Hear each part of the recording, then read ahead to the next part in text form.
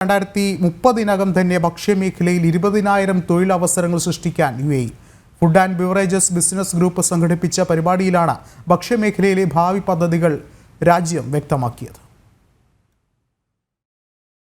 UAEയുടെ ആഭ്യന്തര ഉൽപാദന വളർച്ചയിൽ ഭക്ഷ്യമേഖലയുടെ സംഭാവന $10 ബില്യൺ വർദ്ധിപ്പിക്കാനാണ് ലക്ഷ്യമിടുന്നത്.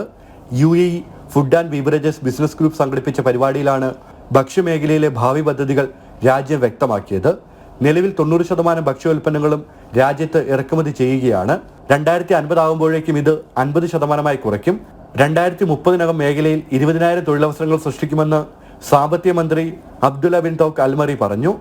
2007 ആഗോള ഭക്ഷ്യ പ്രതിസന്ധി ഉണ്ടായത് മുതൽ ഭക്ഷ്യസുരക്ഷയ്ക്ക് വലിയ മുൻഗണനയാണ് UAE നൽകി വരുന്നത്. ആഭ്യന്തര ഉൽപാദന മേഖലയിൽ കൈവരിച്ച നേട്ടത്തിൽ അഭിമാനമുണ്ടെന്നും മന്ത്രി അറിയിച്ചു. താമസക്കാർക്ക് സുസ്ഥിരമായ ഭക്ഷ്യവിതരണം ഉറപ്പാക്കുന്നതിനായി ഭക്ഷ്യസുരക്ഷയിൽ വൻതോതിൽ നിക്ഷേപം നടത്തുന്നുണ്ട് UAE. 2023 രാജ്യം $23 ബില്യൺ വിലമതിക്കുന്ന ഭക്ഷ്യ ഉൽപ്പന്നങ്ങളാണ് ഇറക്കുമതി ചെയ്തത്. ജനം, ദുബായ്.